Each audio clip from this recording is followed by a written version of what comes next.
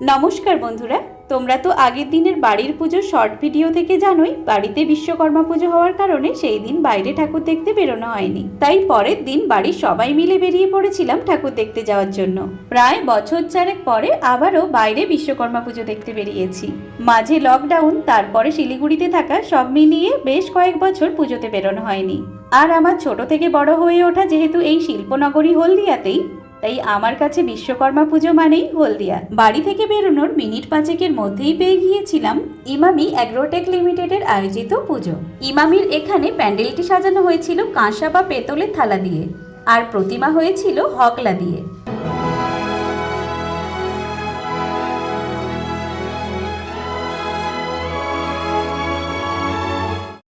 এখানে ঠাকুর দেখা শেষে প্রণাম করে নিয়ে 2-3টে ফটো তুলে নিয়ে চললাম পরের পুজোগুলোর দিকে। এখান থেকে বেরিয়েই পেয়ে গিয়েছিলাম আদানি উইলমার লিমিটেডের আয়োজিত পুজো, যেটা আমরা গাড়িতে বসেই বাইরে থেকেই দেখতে পেয়েছিলাম, সেই জন্য আর প্যান্ডেলের ভেতরে যাওয়া হয়নি।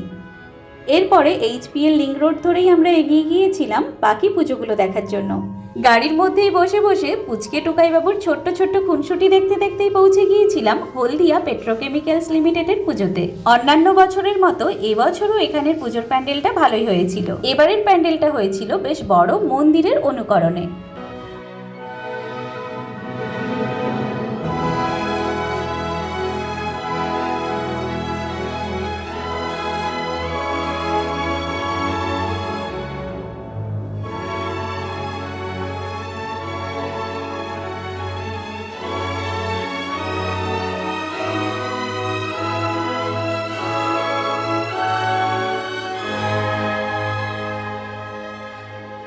এখানে প্রতিমা দর্শন করে আমাদের সবাইকে ঠাকুর প্রণাম করতে দেখে টুকাই নিজে নিজেই প্রণাম করা শুরু করে দিয়েছে, আর আমরা যতবারই ওকে আবারও প্রণাম করতে বলছিলাম ততবারই ও করেই যাচ্ছিল।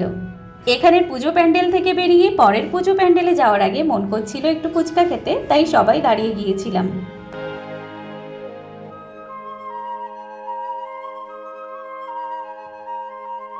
ঝালঝাল ফুচকা খেয়ে দিয়ে চলে গিয়েছিলাম পরের প্যান্ডেলে। পৌঁছে গিয়েছিলাম ইন্দোরামা ধানসারির পুজো প্যান্ডেলে। এই বছর এই প্যান্ডেলটি তৈরি করা হয়েছিল বাঁশের চাঁচ দিয়ে। তার সাথে পুরো প্যান্ডেলটিতেই সাজানো ছিল মা দুর্গার বিভিন্ন রকম পটচিত্র।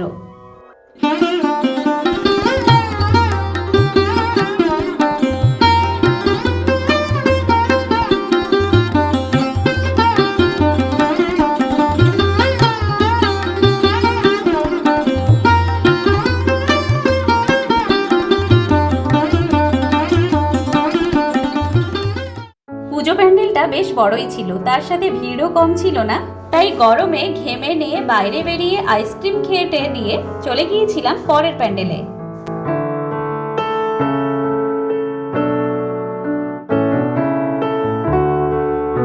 পৌঁছে গেলাম হলদিয়া এক্সাইডের এমপ্লয়িদের দ্বারা আয়োজিত পুজো প্যান্ডেলে।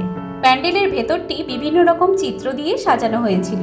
ধীরে ধীরে সমস্ত চিত্র দেখতে দেখতেই পৌঁছে গেলাম প্রতিমার কাছে।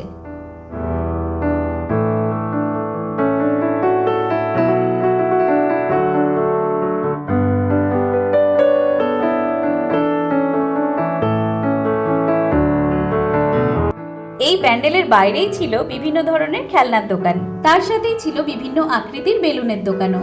বাইরে পুজো দেখতে বেরিয়েছি মানে কিছু তো খেলনা এবার নিতেই হবে, তাই এখান থেকেই পাখিটা নিয়ে চললাম পরের পুজো প্যান্ডেলের দিকে। এর পরের পুজো প্যান্ডেলটাই হচ্ছে এই এক্সাইডেরই শ্রমিক বৃন্দ দ্বারা আয়োজিত পুজো। সেই প্যান্ডেলে যাওয়ার আগে পুচকু নিয়ে নিয়েছিল এই হরেক রকমের বাঁশির দোকান থেকে একটা বাঁশি।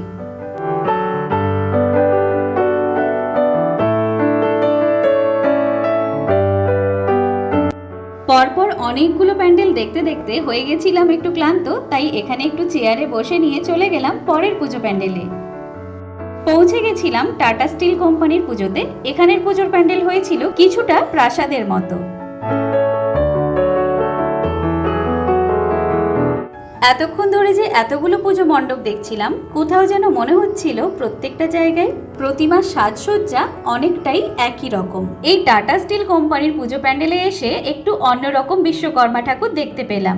এখানের প্রতিমা দর্শন করে তারপর চলে গিয়েছিলাম ইন্ডিয়ান অয়েল কর্পোরেশন লিমিটেডের পুজোতে। এতটা রাত হয়ে গিয়েছিল, তবুও ভিড় কিন্তু ঠিক আগের মতোই ছিল। আসলে বিশ্বকর্মা পুজোর 2টো দিন আমরা হলদিয়াবাসীরা কখনোই মিস করতে চাই না।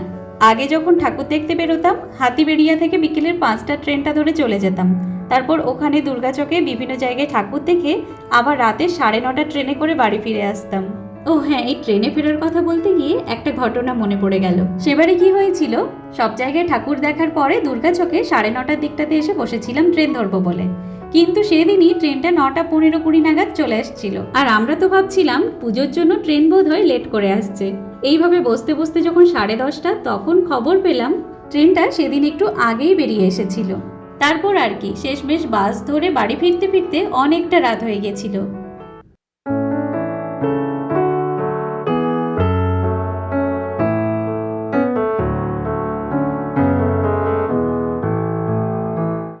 এখান থেকে বেরিয়েই চলে গিয়েছিলাম ডক ও অ্যারো প্রজেক্ট প্রাইভেট লিমিটেডের পুজোতে।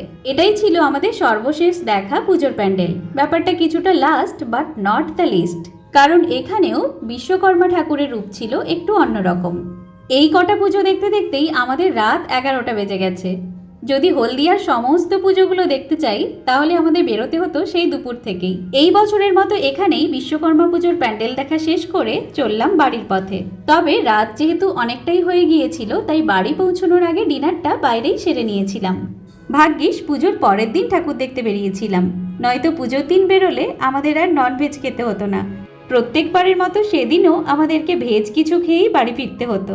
তো এই ছিল বিশ্বকর্মা পুজোর পরের দিনের ঘোরাঘুরির কিছু মুহূর্ত। দেখতে দেখতে বিশ্বকর্মা পুজো পেরিয়ে দুর্গাপুজো চলে এলো। সবাইকে শুভ শারদিয়া জানিয়ে আজকের ভিডিও এখানেই শেষ করছি। আসবো পরের ভিডিও নিয়ে। আজকের জন্য টাটা।